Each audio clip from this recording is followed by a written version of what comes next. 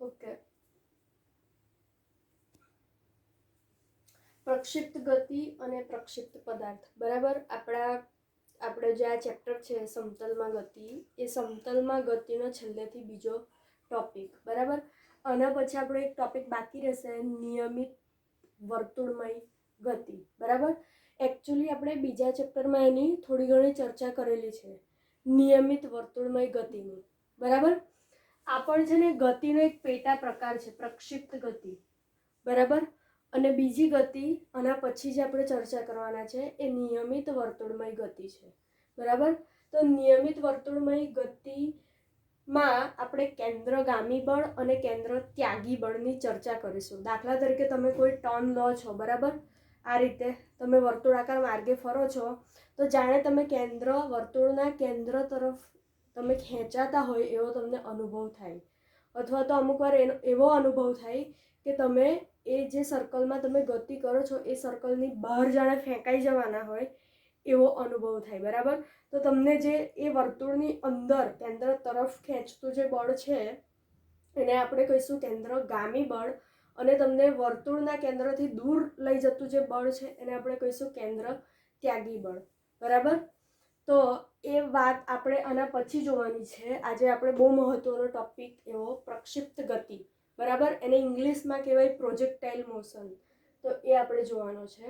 સૌથી પહેલાં આપણે એ સમજીએ એનું આપણે સમીકરણ કે એના ઘટકોને તારવીએ એના પહેલાં આપણે એ જોઈએ કે પ્રક્ષિપ્ત ગતિ કહેવાય કોને અને પ્રક્ષિપ્ત પદાર્થ એટલે શું. બરાબર. દાખલા તરીકે મારી પાસે ચોકનો ટુકડો છે, અથવા તો આ એક નાનું એવું પેનનું ખોખું છે. બરાબર. તો હું એને આ રીતે કોઈક ખૂણે બરાબર, એમ સીધો નહીં કે આ બાજુ સીધું નહીં, એક્સ અક્ષ પર નહીં, વાય અક્ષ પર નહીં, એક્સ અક્ષ અને વાય અક્ષની વચ્ચે કોઈ ખૂણા પર, આ એક્સ અક્ષ છે, વાય અક્ષ પર મારે આ બાજુ પણ નથી ફેંકવાનું, મારે નથી આ બાજુ ફેંકવાનું, મારે એક્સ અક્ષ અને વાય અક્ષની વચ્ચે કોઈ પદાર્થને આ રીતે ખૂણા પર ફેંકવાનો છે. બરાબર. થીટા ખૂણે ફેંકવાનો છે. તો મને કેવા પ્રકારની ગતિ મળશે? બરાબર. હું ફેંકી જાઉં છું આ રીતે હું ફેંકું છું તો મને આ રીતે કમાન આકારની ગતિ મળશે. બરાબર. આ રીતે ગતિ થયેલી જોવા મળશે. કેમ એવું થાય છે? કારણ કે તમે પદાર્થને કોઈક એંગલ પર ફેંકો છો. તમે ઉપરની તરફ ફેંકશો તો ગુરુત્વાકર્ષણની અસર હેઠળ નીચે જવાનું છે. તમે આ રીતે ફેંકશો તો પણ નીચે જ પડવાનું છે. બરાબર. આ રીતે નીચે પડશે. તમે સમક્ષિતિજ દિશામાં ફેંકશો તો આ રીતે નીચે પડશે. કેમ? પૃથ્વીના ગુરુત્વાકર્ષણ બળને કારણે. બરાબર. તમે જે પદાર્થ ખૂણા પર ફેંકેલો છે, કોઈ થીટા એંગલ પર, કોઈ થીટા ખૂણા પર ફેંકેલો છે, એ પદાર્થ આ રીતે જશે ગુરુત્વાકર્ષણની વિરુદ્ધ દિશામાં, જ્યાં સુધી એનામાં કાઇનેટિક એનર્જી એટલે કે ગતિ ઉર્જા હશે પ્રાપ્ત કરેલી. કારણ કે આપણે ટક્કર મારીએ છીએ એટલે આપણા હાથમાંથી પ્રાપ્ત કરેલી જે ઉર્જા છે એ ઉર્જાના જોરે અમુક પોઈન્ટ સુધી જશે. બરાબર. આ રીતે જશે ગુરુત્વાકર્ષણની વિરુદ્ધ દિશામાં. છતાં પણ દરેક જગ્યાએ, દાખલા તરીકે આ પદાર્થ છે એને મેં અહીંયાથી ફેંક્યો. બરાબર. આપણને એક્ઝેક્ટ આ રીતે નથી મળતું કે એક્ઝેક્ટ પદાર્થ એમ જાય છે અને આ રીતે નીચે આવી જાય છે, એવું આપણને નથી જોવા મળતું. આપણને કઈ રીતની ગતિ જોવા મળે છે? આપણને કમાન આકારની ગતિ જોવા મળે છે. આ રીતે. એવું કેમ થાય છે? તો જ્યારે પદાર્થને આપણે ટક્કર મારીએ છીએ ઉપરની તરફ, તો એ જેટલી વાર ઉપર જવાની કોશિશ કરે છે તેટલી વાર જે સમક્ષિતિજ દિશામાં જે ગુરુત્વાકર્ષણ બળ છે, પૃથ્વીનું ગુરુત્વાકર્ષણ બળ, એને નીચેની તરફ ખેંચવાની જ કોશિશ કરે છે. આ રીતે. બરાબર. એટલે આપણને એમ સીધો રસ્તો ના મળવાની જગ્યાએ આપણને થોડો કમાન આકાર મળે છે. બરાબર. આ રીતે એ અહીં જવા જશે તો એમ ખેંચશે, આટલે જશે તો એમ ખેંચશે, આટલે જશે તો એમ ખેંચશે. તો પરિણામે જે કર્વ આપણને સીધો મળવો જોઈએ, જે વક્ર આપણને આ રીતે સીધો મળવો જોઈએ, કે મેં એમ ફેંક્યું છે થીટા એંગલે, તો આ રીતે મને મળવું જોઈએ ને મહત્તમ ઊંચાઈ પ્રાપ્ત કરીને એમ નીચે આવવું જોઈએ. એવું મને મળતું નથી. એની જગ્યાએ મને કમાન આકાર મળે છે.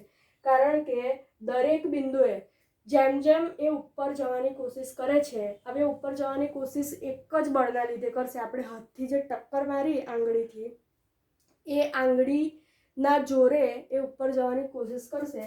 પણ એ જેટલા પોઈન્ટ પર જવાની કોશિશ કરશે તેટલા બધા પોઈન્ટ પર ગુરુત્વાકર્ષણ બળ એને નીચેની તરફ ખેંચતું હોવાને લીધે આપણને આ રીતે સીધો આકાર ના મળવાને બદલે કમાન આકાર મળે છે. બરાબર. આવી જ ગતિને કહેવાય પ્રક્ષિપ્ત ગતિ. બરાબર. અને જે પદાર્થને આપણે આ રીતની ગતિ કરાવીએ છીએ તે પદાર્થને કહેવાય પ્રક્ષિપ્ત પદાર્થ. બરાબર છે. હવે ભૌતિક વિજ્ઞાનની ભાષામાં થોડુંક આપણે વ્યવસ્થિત ભાષામાં એને સમજવાની કોશિશ કરીએ. અહીંયા મેં કેટલાક મુદ્દા લખેલા છે. આ મુદ્દાઓની આપણે ચર્ચા કરી લઈએ. એના પછી આપણે એના ઘટકોની તારવણી કરવાની છે કે એક્સ અક્ષના ઘટકો કયા, વાય અક્ષના ઘટકો કયા. બરાબર. પછી આપણે ગતિનું સમીકરણ મેળવવાનું છે. બરાબર. જે તમને JEE અને નીટના દાખલા માટે ઉપયોગી છે. તો એક પછી એક આપણે મુદ્દો સમજીએ.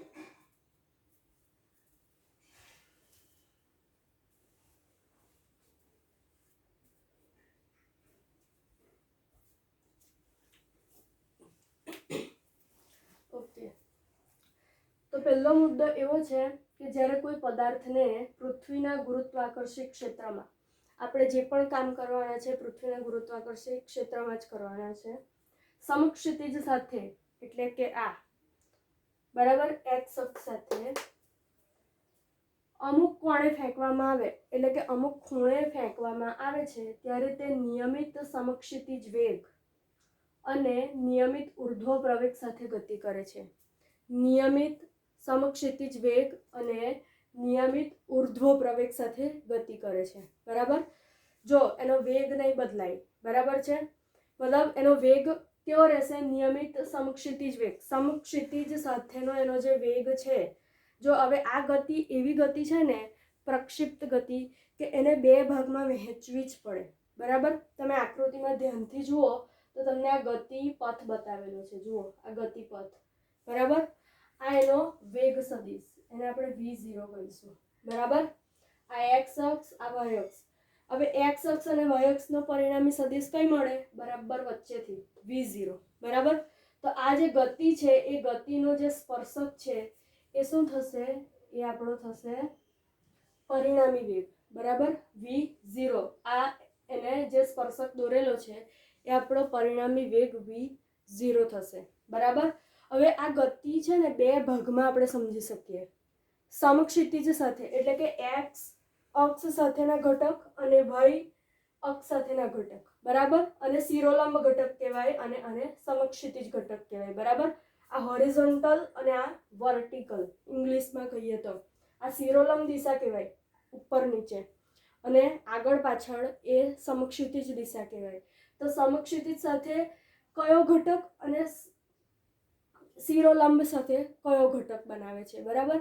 તો આ ગતિ આપણે બે ભાગ પાડીને આ ગતિને સમજી શકીએ અને એના જે પ્રોબ્લેમ, એના જે દાખલાઓ છે એનો ઉકેલ પણ આપણે એના ઘટકોના બે ભાગ પાડીને જ સોલ્વ કરી શકીએ. બરાબર છે.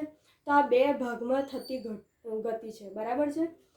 એટલા માટે કીધું છે કે નિયમિત સમક્ષિતિજ વેગ અને નિયમિત ઉર્ધ્વ પ્રવેગ સાથે ગતિ કરે છે.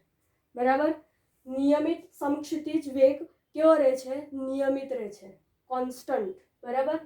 અને નિયમિત ઉર્ધ્વ પ્રવેગ સાથે ગતિ કરે છે. નિયમિત ઉર્ધ્વ પ્રવેગ એટલે કે જેમ જેમ એ ઉપર જવાની કોશિશ કરશે ત્યારે ધીમે ધીમે એના પ્રવેગમાં ઘટાડો થશે, કારણ કે ગુરુત્વાકર્ષણ બળની વિરુદ્ધ દિશામાં જાય છે. પછી એક સમય એવો આવશે કે એનો પ્રવેગ ઘટી ઘટીને શૂન્ય થઈ જશે અને એક ટાઈમ એવો આવશે કે એનો પ્રવેગ વધશે. કેમ વધશે? કારણ કે પૃથ્વીનું ગુરુત્વાકર્ષણ બળ એને નીચેની તરફ ખેંચશે. બરાબર. તો નિયમિત ઉર્ધ્વ પ્રવેગ, પ્રવેગ નિયમિત રીતે બદલાશે એવું કહેવા માંગે છે. બરાબર. ઉર્ધ્વ દિશામાં. અને આવા પદાર્થને પ્રક્ષિપ્ત પદાર્થ કહે છે. જે આ પ્રકારની ગતિ કરે એને કેવો પદાર્થ કહેવાય? પ્રક્ષિપ્ત પદાર્થ. બરાબર. દાખલા તરીકે હવાનો અવરોધ અવગણતા, હવાના અવરોધને આપણે અવગણી લઈએ. બરાબર.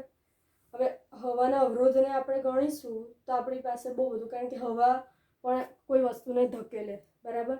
તો હાલ પૂરતો એને અવગણીએ.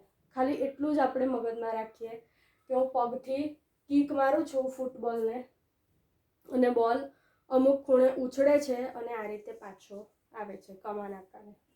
તો હવાનો અવરોધ અવગણતા કિક મારીને ઉછાળેલા ફૂટબોલની ગતિ પ્રક્ષિપ્ત ગતિ કહેવાય.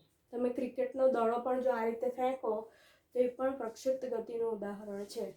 તમે બેઝબોલને ફેંકો છો એ પણ પ્રક્ષિપ્ત ગતિનું ઉદાહરણ છે. બરાબર. દરેક પ્રકારના બોલની ગતિને આપણે પ્રક્ષિપ્ત ગતિ ગણાવી શકીએ. જો એને એક્સ નહીં, વાય નહીં, એટલે કે સમક્ષિતિજ નહીં, શિરોલંબ નહીં અને કોઈક ખૂણે આપણે એને ફેંકતા હોય, ફેંકવામાં આવે તો એવી ગતિને આપણે પ્રક્ષિપ્ત ગતિ તરીકે ગણાવી શકીએ. બરાબર. ચાલો, પ્રક્ષિપ્ત ગતિને એક સાથે પરસ્પર લંબ દિશામાં થતી બે જુદી જુદી સ્વતંત્ર ઘટક ગતિઓના સ્વરૂપમાં દર્શાવી શકાય. મેં તમને આગળ કીધું એ પ્રમાણે પ્રક્ષિપ્ત ગતિને બે અલગ અલગ ઘટકોમાં દર્શાવવી પડે. બરાબર. એટલે પ્રક્ષિપ્ત ગતિને એક સાથે થાય છે, એક સાથે જ. બરાબર. પરંતુ પરસ્પર લંબ દિશામાં થતી બે જુદી જુદી સ્વતંત્ર ઘટક ગતિઓના સ્વરૂપમાં દર્શાવી શકાય. બરાબર. આ રીતે પદાર્થની ગતિ થાય છે. બરાબર. આ એનો પરિણામી સદિશ જેને આપણે V0 કહીશું. જો અહીંથી આપણે લંબ લઈએ, બરાબર, અને આ થીટા 0 હોય, બરાબર છે, તો થીટાની સામેની બાજુ અને આ થીટાની પાસેની બાજુ પર જો આપણે ત્રિકોણમિતિ લગાવીએ, ત્રિકોણમિતિના નિયમો લગાવીએ, તો આ ઘટક આપણને મળશે V0 cos θ 0 અને આ ઘટક મળશે V0 sin θ 0. I કેરેટ અને J કેરેટ દિશા સૂચવે છે કે V0 cos θ 0 એ x ની દિશામાંનો ઘટક છે. એટલામાં I પરથી આપણે ઓળખી જઈએ કે x ની દિશામાંનો ઘટક છે અને આ J કેરેટ છે એટલે y ની દિશામાંનો ઘટક છે. બરાબર. હવે આ વસ્તુ તો તમને આવડે જ. બરાબર. ઘટક મેળવતા, અથવા તો એવું યાદ રાખવાનું કે ખૂણા સાથેનો ઘટક હંમેશા cos θ જ હોય. બરાબર. અને ખૂણા સિવાયનો ઘટક હંમેશા sin θ જ હોય. બરાબર છે. ગાણિતીય પ્રક્રિયાથી પણ તમે મેળવી શકો. આપણે આગળ દાખલા ગણેલા છે, 2-3 દાખલા. બરાબર છે. તો એ મારે સમજાવવાની જરૂર નથી. સમક્ષિતિજ દિશામાં વેગનો ઘટક અચળ હોય છે. એટલે કે આ દિશામાં વેગનો ઘટક કેવો હોય? અચળ. બરાબર. એટલે તમારો આપણે જો બે આપણા ઘટક છે V0x અને V0y. બરાબર. તો V0x હંમેશા કેવો રહેશે? અચળ રહેશે. બરાબર. આ ગતિને આપણે બે ભાગમાં સમજી શકીએ, V0x વત્તા V0y. બરાબર. બે ઘટકો આપણે અલગ અલગ તારવવા પડે, કારણ કે શું થાય છે કે સમક્ષિતિજ દિશામાં વેગ અચળ રહે છે. બરાબર. અને ઉર્ધ્વ દિશામાં એટલે કે શિરોલંબ દિશામાં નિયમિત રીતે પ્રવેગિત થાય છે પદાર્થ. આપણે આ રીતે ફેંકીએ છીએ તો જે સમક્ષિતિજ દિશાનો જે ઘટક છે, આ ઘટક તે કેવો રહે છે? એમાં એનો વેગ અચળ રહે છે.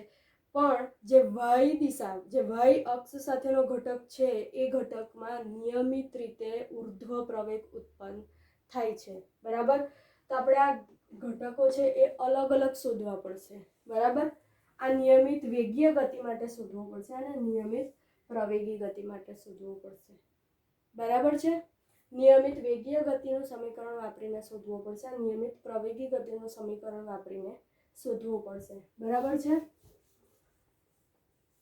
ઓકે, આગળ વધીએ. સમક્ષિતિજ દિશામાં વેગનો ઘટક કેવો હોય છે? અચળ હોય છે. ગુરુત્વીય બળના કારણે ઉર્ધ્વ દિશામાં પ્રવેગનો ઘટક અચળ હોય છે. પ્રવેગનો ઘટક અચળ હોય છે. બરાબર. એટલે પ્રવેગ નિયમિત રીતે બદલાશે. બરાબર છે. આ તમારે ખાસ યાદ રાખવાનું. ગુરુત્વીય બળના કારણે ઉર્ધ્વ દિશામાં પ્રવેગનો ઘટક કેવો હોય છે? અચળ હોય છે. બરાબર. એટલે કે એ ઉપર જવાની આ રીતે, આ એક્સ અક્ષ, આ વાય અક્ષ, આ રીતે પદાર્થ ઉપર જવાની કોશિશ કરશે તો ગુરુત્વાકર્ષણ બળ એને નીચે ખેંચશે. બરાબર. એટલે એની જે તાકાત છે, એનો જે વેગ છે, એમાં સતત ઘટાડો કરશે. અમુક એવો ટાઈમ આવશે મહત્તમ ઊંચાઈ પર કે એનો વેગ કેવો થઈ જશે? 0 થઈ જશે. બરાબર. પછી ધીમે ધીમે ગુરુત્વાકર્ષણની અસર હેઠળ નીચે આવવા જશે પૃથ્વીના કેન્દ્ર તરફ. તેમ તેમ પાછો એનો વેગ વધશે. એટલે વેગમાં થતો ફેરફાર એ બેઝિકલી શું છે? પ્રવેગ. બરાબર છે. એટલા માટે કીધું છે કે ગુરુત્વીય બળના કારણે ઉર્ધ્વ દિશામાં પ્રવેગનો ઘટક અચળ હોય છે, જ્યારે સમક્ષિતિજ દિશામાં વેગનો ઘટક અચળ હોય છે. બરાબર. આ પ્રક્ષિપ્ત ગતિ અને પ્રક્ષિપ્ત પદાર્થ શું છે એની સમજ છે. બરાબર.